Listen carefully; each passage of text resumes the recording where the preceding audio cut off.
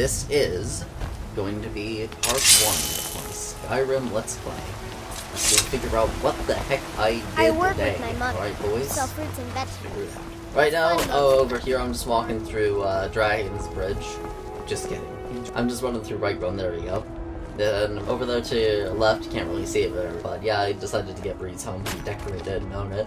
So that's what I'm doing, and I am now contemplating my life choices. You're looking at the culmination of my optimal life choices, friend. Oh, Best yes. offense is a good defense, am I right? Absolutely, Mr. Random Whiterun Guard. I would agree. If you could only see my stats, which I would pull up eventually. Don't worry though, it'll get better. It'll definitely get better. Oh, there we go, there it is. And here I go, showing off Dragonbane. There it is.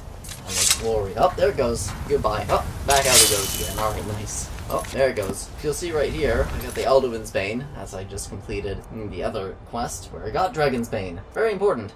Very cool weapon. Has a lot of really high base damage. At this point, I decided that inscribing the Lexicon would probably be the most important quest that I could undertake. Especially as going to Dwemer Ruins provides me with soul gems, which I then use to enchant my weapons. At this point, I'm figuring I really need to buff my orc. I do great in single-hand combat, and I've got an ability that boosts my damage and damage reduction even further, but what I really struggle with is magic users. At this point, I'm looking to prove my weapons and armor, so we set out on a quest to find the Lexicon, get that information myself. Hopefully, by the end of it, at least I'm hoping, we'll figure out what's good. So here I'm going to go ahead and show you my weapons here. That's Balgros Greatsword, still worth it. This one's my best weapon, right here. I'll go back a little bit, show it. So, go back, and there's Dragonbane. Best weapon I have by far. 30 points of extra damage to dragons, 10 damage to shock to others, and a base damage of 50. It is tied with the highest base damage, and I think it does the highest damage overall due to the swing speed of any of the weapons that I have. Then we get the Nord Sword Hero, which is surprisingly only 2 points of damage behind it. That is incredible. Yeah, the Nord Hero weapons, don't underestimate them. They are very strong. Stronger than the orcish weapons that you can get. And on the same tier of damage as a Dwarven Mace. Like, they are very good. And the damage they receive is significant. You'll feel it. If you're a smithing master, go to Yggdrasil. It is always worth your time to unlock the weapons, especially that early in the game when you can get epic weapons that will carry through. Like 40 damage on a mace that takes ebony to improve. That might improve slightly, or I could get this up to epic, and boom. Look at that. Now the only reason I had this weapon right here was to trap things in soul gems, but since I have, you know, epic and war hero axes and have the ability to put soul trap on and stuff, it's less useful. Yeah, 11 points of damage higher. Oh yeah, and I've got 2 separate Nord Hero war axes. One for capturing souls, and one for dealing my damage. The only difference between the two, one has soul trap and one doesn't. So, yeah, that's it. I only have the bow and arrows around just in case I need to knock soul gems out of the way, but other than that, that's it. I don't really have a good way of taking care of magic users, so yeah, that's it. And those are my weapons. All of them. Aren't they fantastic? Now, of course, if I was really into it, I could do the leek soup strategy, where I eat a whole bunch of leek soup before every battle, get a whole load of stamina and health regeneration, and just use that to win multiple battles. Very, very probable, but I feel like that's cheating the game a little bit, you know? I feel like that's not honest orc way that Malakath would look at it, you know? Hopefully we'll figure that out.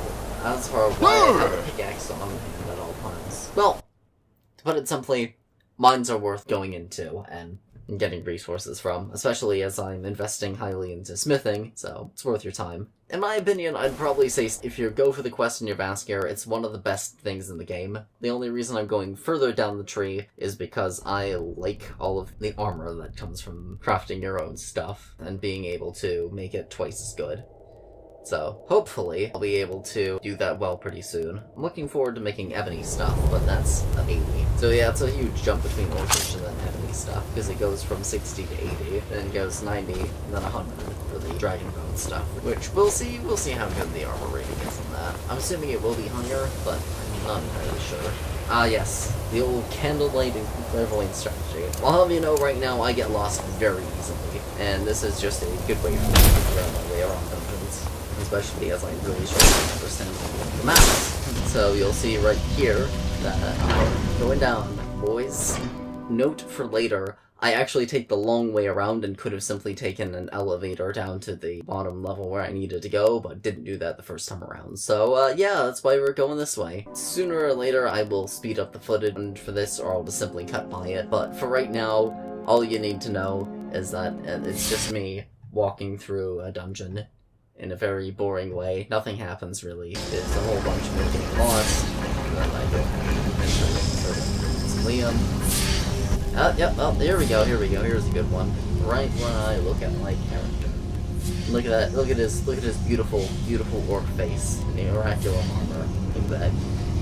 Very nice. Up, see right here? Yeah, there we go. Not really gonna miss that dwarven spider. It's still amazing to me how my Nord War axe that I made near the beginning of the game still carries me through. It does encore damage to his face, which is my best weapon. So yeah, I don't really know what to say about that one. But I'm looking forward to the future. Better avoid these travel boys. Here we go. Watch out, they call me Indiana Jones. They call me Indiana Jones. Very bad. Should run into a good number of the traps. Now you might be saying, hey, I was using candlelight instead of a torch. Well, doesn't that grind up your alteration? And I'd be like, yeah, it does. But you know what else works? This. But no, the reason I use candlelight is because I like to be able to see in the dark, and I use a sword and shield around the war axe and shield, and I consider that important. So, yeah. Yes. Here I accidentally take his bow. We need to get that crap out of here. 13 damage?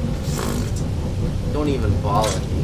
Here we go. Nice, good look at my stills. Restoration of 38, enchanting 73, and I am trying to get that up to the extra effect. I want both my enchantments to be twice as strong and have double effects. I'm not really interested in making my weapons enchanted with fire enchantments, considering I'm not really going down a destruction route. I felt like that they wouldn't really make a huge difference on my weapons in particular, so yeah.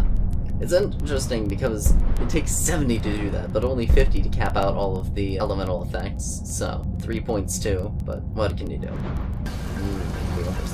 So that's really fascinating about the Fall of the Falmer. Maybe there's been plenty of lore videos on it, but for the uninformed, basically they were a priest of the Dwemer before their site was taken by a presumably lord. It's amazing how little power you actually have in them. And how real they draw are. Like, they're really real. Like, the Mace Volleyball might not be the best enchantment out there that you can put in something like that.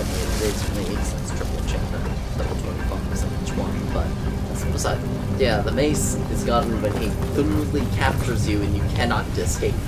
There is no off. Same thing with Meridia's Beacon, where once you're there, it just teleports you into the sky and says, yes, you will clean out my temple, and I will call down the guiding light, and it'll be super great and wonderful. For me, I felt like, it's not really worth it, but we'll see. I have no idea why I grabbed these. I do absolutely no alchemy whatsoever, and it doesn't really make a lot of sense to me, so, yeah. Here I am trying to, can I figure out my way around?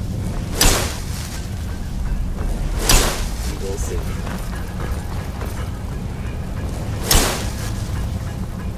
Oh yes, we approach ever closer to the Dwemer ruins. It was at this point that I realized I could have probably just gone ethereal and jumped the whole way down and been fine. But no matter. It was a nice little trip regardless. And that is why they call me Indiana Don't. Step right over that trap. Okay, that's it. The video's over.